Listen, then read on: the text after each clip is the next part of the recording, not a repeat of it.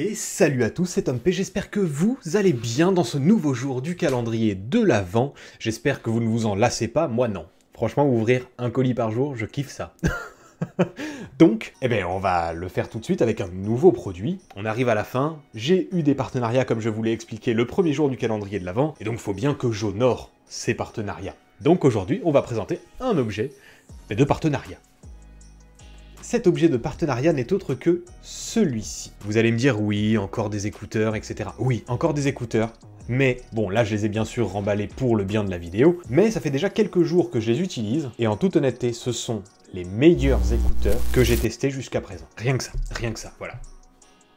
Bien sûr, ils ne sont pas parfaits, mais franchement, ils se défendent quand même vachement bien. Tellement bien qu'actuellement j'utilise des AirPods 2 et que, en vrai, je pense que je vais abandonner mes AirPods 2 pour ces écouteurs-là. Nous sommes là sur la marque Soundpeats et c'est le modèle R3. Je ne connaissais pas la marque avant de faire cette vidéo, avant qu'ils me contactent tout simplement pour présenter un de leurs produits. Je les ai trouvés sympas. Ils ont une réduction de bruit, donc ça m'a pas mal intéressé, surtout qu'à la différence des Wright de la dernière fois, eux ne sont pas intra-auriculaires, et donc je me suis dit, putain, ça peut être sympa des écouteurs à réduction de bruit, mais pas intra-auriculaires. Et ça me correspond déjà beaucoup plus. Sauf que ce n'est pas la réduction de bruit active que j'imaginais, mais on y reviendra. Pour un packaging, c'est un packaging qui est relativement simple, relativement sobre, mais qui est très gracieux, je trouve. Putain, gracieux, quoi, carrément. On a quelques informations sur les écouteurs, comme quoi ils sont aptX adaptatives, ce qui est quand même pas mal, qu'ils sont bien évidemment Bluetooth, donc on peut faire du sport avec, etc. Ça, on s'en fiche un petit peu. Le plus important va être ce qu'il y a à l'intérieur. Alors je les ai remballés comme au premier jour, hein, rien que pour vous. Nous avons à l'intérieur donc nos écouteurs, et franchement, la première chose qui m'a marqué, c'est la légèreté et la taille, qui sont quand même beaucoup plus petits que tous les écouteurs que j'ai testés jusqu'à présent. Le boîtier des écouteurs, une notice, et à l'intérieur de ceci, le câble de rechargement USB vers USB type C pour recharger notre boîtier. Au niveau des écouteurs, alors je les ai déjà appairés avec mon iPhone, c'est pour ça que je vous dis qu'ils ne sont pas parfaits, mais on y reviendra. Mais on va déjà se concentrer un petit peu sur la notice pour savoir ce qu'ils nous offrent. Il y a une page en français, ce qui nous intéresse quand même beaucoup. Il nous explique comment appairer les écouteurs grâce à l'unique bouton qui se situe juste ici, comment les placer dans les oreilles, ce qu'on peut faire avec les commandes tactiles, et honnêtement, les commandes tactiles répondent super bien. J'ai eu aucun problème, et au contraire, je m'en sers plutôt pas mal de ceux-ci, parce qu'en fait, ils fonctionnent tellement bien, que c'est vachement plus pratique que d'utiliser son iPhone, en fait, tout simplement. Donc, je les utilise quand même beaucoup. Les commandes tactiles sont présentes sur les deux oreilles, d'ailleurs. D'ailleurs, je vais les mettre pendant que je vous parle, parce que j'en ai envie. Ils sont aimantés, hein, bien sûr, pour la recharge, donc c'est très facile à les insérer à l'intérieur. On referme et c'est bon. Nous avons une unique LED qui est ici, qui nous indiquera le niveau de charge, le niveau de batterie, mais qui, malheureusement, quand on referme le boîtier, la plupart du temps, je la vois qui reste allumée, mais pendant une bonne vingtaine de minutes. Je ne sais pas à quoi c'est dû, parce que les écouteurs sont bien déconnectés de mon téléphone, ou sinon il nous prévient qu'il est en train de recharger les écouteurs, mais du coup je sais pas. Au niveau des écouteurs, comme vous pouvez le constater, ils sont quand même petits. Ils sont vraiment pas bien grands, et ils ne sont pas intra-auriculaires. Ils ont vraiment une forme style AirPods, que j'apprécie beaucoup, qui moi me convient très bien. La partie tactile est juste ici, en fait, au niveau du S de Soundpeats, des deux côtés, et fonctionne vraiment super bien. Pour les mettre, rien de plus simple, hein, il suffit de les insérer dans les oreilles et puis c'est bon. À la différence des AirPods, vu qu'ils sont quand même relativement courts, que les AirPods sont quand même beaucoup plus longs, vu que ceux-ci sont quand même relativement courts, ils ne me gênent pas. J'ai beau faire des mouvements de mâchoire,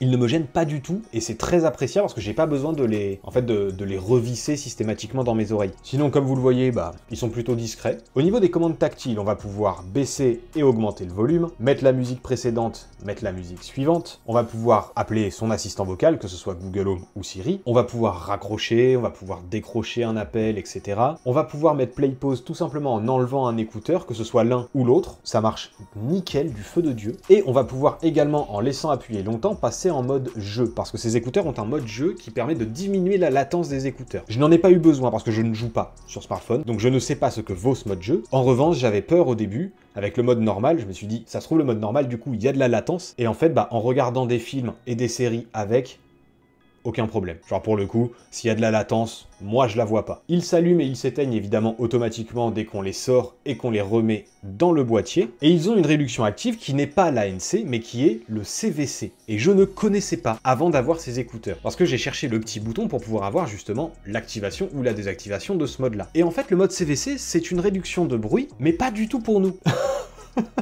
Le CVC, en fait, ça va être surtout pour les appels et pour le micro, que ça va être très intéressant. Je vous explique ça tout de suite. En fait, sur chaque oreillette, nous avons deux micros. Un ici et un là. Celui-là va nous permettre de capter la voix, notre voix à nous pendant qu'on passe un appel, et celui-là va permettre de capter les bruits ambiants pour pouvoir les annuler. Quand on appelle avec ses écouteurs, la personne qu'on a au bout du fil nous entend extrêmement bien, qu'on soit dans les transports, qu'on soit dans la rue, qu'on soit n'importe où, la personne nous entend super bien parce qu'en fait, l'annulation de bruit se fait pour le micro. Et faut dire que ça marche super bien. Pour le coup, j'ai appelé Marion en FaceTime, j'ai appelé ma mère, j'ai appelé pas mal de gens avec, en fait, et vraiment, il n'y a eu aucun problème. Donc j'en suis très satisfait. Les soucis que j'ai remarqués avec ces écouteurs sont minimes, mais sont quand même présents. Déjà, il y a l'autonomie. Ces écouteurs ont 5 heures d'autonomie chacun donc, mais peuvent être rechargés avec le boîtier 2 fois et demi maximum. Et pour le coup, ça nous revient à 17h05 à peu près d'autonomie. Globalement, c'est suffisant parce que, bon, on a quand même une bonne quinzaine d'heures, surtout qu'à volume moyen, ça suffit largement. Je suis pas monté à plus 60% de volume, même quand il y avait du bruit, parce que sinon, bah, ils sont trop forts. Mais vu que j'ai testé des écouteurs qui avaient jusqu'à 30 heures d'autonomie, c'est vrai que 17,5 heures d'annoncé, c'est pas énorme. Après, le deuxième problème que j'ai remarqué, mais qui est plutôt avec mon iPhone, je pense, et avec n'importe quel iPhone, si vous avez un iPhone, c'est que à la différence des AirPods, vous ne verrez pas la batterie s'afficher sur votre téléphone. Pour chaque écouteur, vous aurez, comme si c'était un casque classique,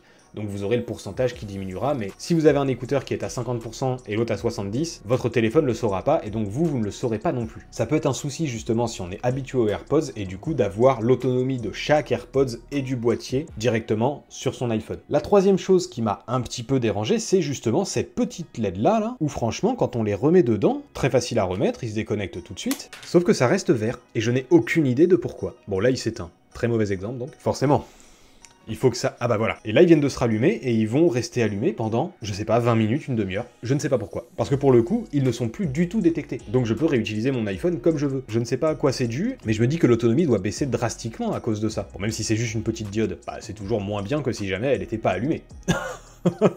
Mais globalement, ce sont les seuls défauts que j'ai à dire sur ces écouteurs. Les basses sont excellentes, les aigus sont excellents. Tout est bon, en fait. Alors la conception est bonne, le tactile fonctionne bien, tout va bien. Je veux dire, ces écouteurs sont extraordinaires. Bah franchement, pour remplacer mes AirPods 2 par ça, c'est que vraiment ils doivent être bons. Et je vous ai pas parlé du prix. Bon, vous l'avez vu le marquer. Mais il y a des promos assez régulièrement. Je vous mettrai le lien sur Amazon et je vous mettrai le lien sur AliExpress. Bien sûr, tout sera dans la description. Mais ce sont des écouteurs qu'on peut retrouver à une quarantaine d'euros quand il y a des promos, etc. En général, ils tournent plus autour des 60, mais on peut les trouver facilement à une quarantaine d'euros. Pour une quarantaine d'euros, c'est les meilleurs écouteurs, vraiment, que vous pouvez acheter. Ne cherchez pas plus loin si vous cherchez des bons écouteurs pour pas trop cher. Les Soundpeats R3 sont faits pour vous. Et nous, on se retrouve demain pour une prochaine vidéo. Je tiens quand même à remercier Soundpeats de m'avoir envoyé ces R3 pour pouvoir les tester. Et en plus, ils ont été cool parce qu'ils m'ont contacté en septembre. Je leur ai demandé si c'était possible de reculer un peu parce que je voulais faire le calendrier de l'Avent. Ils m'ont dit pas de souci, qu'ils m'enverront du coup la nouvelle version qui est sortie en novembre, qui sont donc ces R3, pour que justement je puisse faire ce calendrier de l'Avent. Donc, ils ont vraiment joué le jeu. Je les remercie beaucoup. Et c'est Zampé. A plus. Bye.